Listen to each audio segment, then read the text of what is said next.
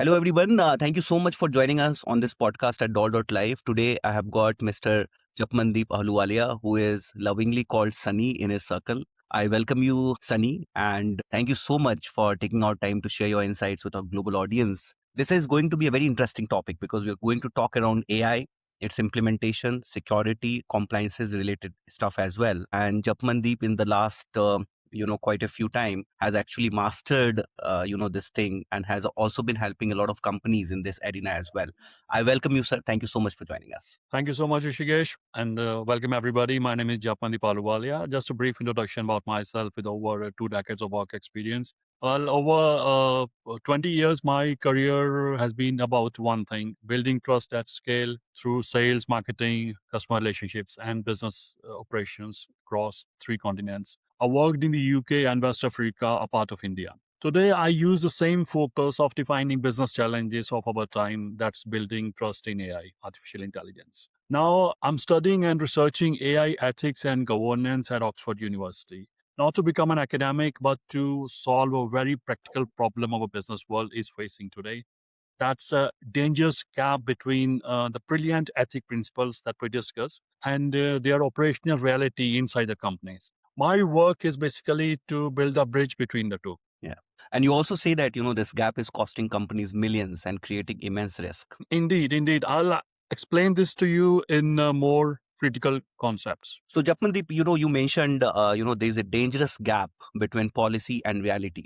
So, what's that critical step most of the leaders are missing that would actually close this gap? Well, most leaders are missing is a simple but profound shift in thinking. What they believe is that governance is about rule books, writing rules, philosophies, talks, discussions. But what I believe is that true governance is about engineering compliance. Here, let me paint a picture for you. Suppose a company has a great AI ethics policy. They say we monitor our AI for any unfairness or biasness. Now, imagine their customer services. For example, if that company is a major bank or a leading financial institutions who are using AI to credit score a client's application, they unfairly rejecting some loan application because of a demographic, because we all know there are mid dams, high dams, low dams, and there are some postcodes, zip codes based on their risk factors. Now, due to these factors, due to this bias metric, AI is likely to reject the application. Now, this bias metric on dashboard will take this into red, and guess what happens? Application will get rejected. I'll share another case. In most companies, what happens is an email alert. If it goes to the whole distribution list, it becomes someone's problem, which means it's nobody's immediate problem. Now, the AI system here continues to operate while the issue gets queued to the next committee or department for the meeting next Thursday. Now, this is the gap. Your policy is just a document, hoping a volunteer to step up in the crisis. But really, when the pressure hits, at that time, hope is not a strategy. It vanishes. And all you're left with is a live system that's causing you more harm. And there's nobody officially in charge of pulling the plug. Now, this critical concept of fixing is what I call is accountability trigger. It's not about a policy, it's a hard-coded, compulsory process built into the AI system itself. And here I'll tell you how it works in practice. Much before the AI system goes live, we predefine two things basically. First of all, we name the reliance authority, a person who is accountable for this, who is responsible for it, and it has to be a single individual, not a whole department or a committee or a group of person. And secondly, we set clear numeric threshold risk. Because, for example, if that threshold X% is hit, it gets triggered. And now we engineer that trigger. The moment that threshold is breached, the system doesn't send an email. It automatically generates a review ticket with strict SLAs that we call service level agreements, say within 24 hours, and it get assigned to the same reliance authority or the person with accountability whom we discussed. Now, if he doesn't act, this gets escalated to a senior person in the hierarchy, say a board members or some risk committees. Now, this technical event forces the human responsibility hand, which I think is most critical and most required aspect. And the beauty of this is it transforms governance from a philosophical layer which means that something we hope people follow, into an operating control system where the machine requires functions. And it moves accountability from being a retrospective discussions about who failed in a pre-architected process that ensures that someone must succeed in those cases. And also, without this engineered link, the governance is just a hopeful paperwork like a PDF lying on your desk. It's useless. Now, with it, you have an auditable, defensible system where trust is not just an aspiration, but a built-in tool with a verifiable output. So, Sunny, this means that it's about making the system itself enforce the rules so that people can't just look the other way. Exactly. It stops asking, can you trust our people to do the right thing? And starts building a system where doing the right thing is the only thing to do, that's only way forward. That's basically, I think, a shift from governance as a cost center to a governance as your core reliable engineering at your strategic capabilities. Right. No, this makes perfect sense for the AI systems a company officially builds. But what about the AI you don't approve? Is that a big risk? Again, a very good question. The point to discuss. It's not just a big risk, it's often the biggest and the most immediate risk. And guess what? We have a name for it. We call it shadow AI. Shadow AI. This is the AI that every other employee is right now using in the office without any formal approval, without being visible to their seniors, or without any compliances or guardrails around. Now, while the board members are debating a multi-million dollar strategic AI project, a shadow AI ecosystem is already in place. It's already live in the offices. And it's not that only one department is using, the multiple departments are using. Their marketing team is using chatbots to draft client communications by uploading confidential data. Software engineer using AI for codings and finding bugs these days. And it could be a business analyst pasting sensitive Excel spreadsheets into some public tools just to generate a report. And it doesn't end here. Let me give you a real high stake example here. Imagine a partner at a law firm. They need to summarize a complex confidential merger document for a client meeting at 5 o'clock in the evening. Now, official secured systems are slow and they require different layers of forms of approval. So what they do is they copy and paste the entire document in some powerful public AI tool or chatbot, and in less than a minute, they got a brilliant summary. What they just uploaded is the client's most sensitive legal and financial data to a third-party server, which they do not own, they do not control, potentially breaching a lawyer and client's trust, privilege. Data laws are breached, and their legal firms own core contractual obligation. And the liability goes on. It doesn't stop. And I wouldn't say that the tool was malicious, but it was just easy and the most convenient tool available.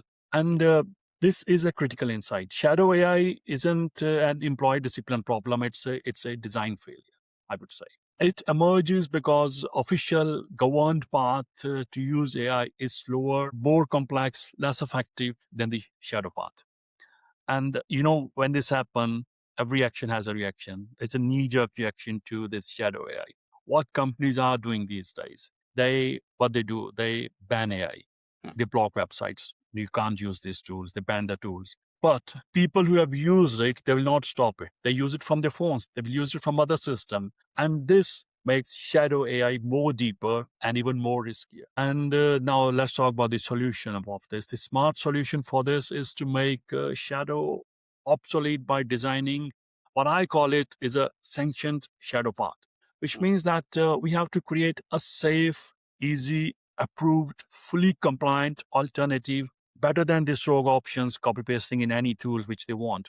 Now, this can be their licensed softwares, AI tools, or with built-in some data masking where the data doesn't, the secure data doesn't pass through from the server. It stops there with automatic audit logs, red flags, escalations, and that's literally one click away for the employees because we can't eliminate shadow AI by fighting with our staff. It's like fighting against human nature, which doesn't end. You beat it by designing a better product for your employees that they need, and one that has governance and safety baked into its experience. This shifts the problem from IT security headache to a product design challenge for your leadership team. If you don't provide a safe yes, employees will find their own way. and the cost for that can be substantial. So it means it's about providing a safe, easy option that's actually better than the risky one. Precisely, yes. You govern not by building walls. We have to build better bridges because the goal isn't to stop using AI. It's the goal is to channel it into a safe, productive, auditable flow, responsible flow. That's how you turn your biggest hidden liability into a managed strategic advantage. These are like huge challenges. Governance that's not enforceable, shadow AI everywhere. And for a leader who is listening, who feels this tension, where do they even start without getting overwhelmed, Sunny? Well, Prakash, where do we start? We start by turning the lights on because we can't govern what we can't see. And the overwhelm comes from thinking you need 100-page strategy on day one. No, you don't. You need a clear eye diagnosis. This is why I create a simple free AI tool. It's a 5 minutes AI ethics audit for non-technical leaders. I'll share the link. It's free of cost if anybody wants to download. It's deliberately not a technical checklist. It's a series of 5 straightforward questions by for any founder, CEO, or HOD can ask their team in the next team meeting. It has questions like, can you list every AI tool, including paid or free, that your team used in the last week to get the work done? And for the most crucial AI-assisted processes, who is a single person who would be held accountable if it caused any public or customer problem tomorrow? Now, the goal isn't to get perfect answers immediately. The goal is to mind the gap, like they call it in London Underground, mind the gap, mind the gap. So it's minding the gap between where you think you are and where you actually are. Now, that audit is a flashlight. It shows you the shape of your accountability trigger problem, and it also tells you the depth of your AI shadow challenge. And running this audit is a definitely first step, I would say, and it moves from anxiety to action. At least you are responding to something. And now, for leaders who run this audit and realize, okay, we have a gap, we need to close professionally, this is where I work with them directly. And my practice is building on operationalizing AI ethics. And I act as a fractional AI governance lead for companies. Together, we just don't write policies, we build systems. We design and implement those accountability triggers for the key processes. We architect the sanctioned shadow pathways, the safe govern tools for your teams that they would actually love to use. We translate principles into operational blueprints that converts governance from your biggest cost centers to your competitive trust. Now, in market where customers and investors are increasingly wary of AI risk, demonstrating that you have this system isn't just compliance, it's your market differentiator, it's your strategic edge over your competitors. It's how you innovate faster because you're safe. So the journey is clear: awareness through audit, then action through building the operational bridge. So it all starts with a simple, honest conversation internally using your audit that can lead to building a truly trustworthy system. Exactly. Trustworthy isn't just a statement of intent, it's a verifiable system of execution. My role is to help business leaders build that system so that they can scale their ambitions without scaling any risk. Thank you so much, Japmandi, for talking around these topics, very relevant ones, Thank you and so look much. forward to helping a lot of leaders with the expertise that you have. Thank you so much for joining Sure. us. I'll share the link of my 5 minutes AI ethics audit, which is free to download. Any leaders can use and download that really. There's no cost in that. Thank you so much, Sally.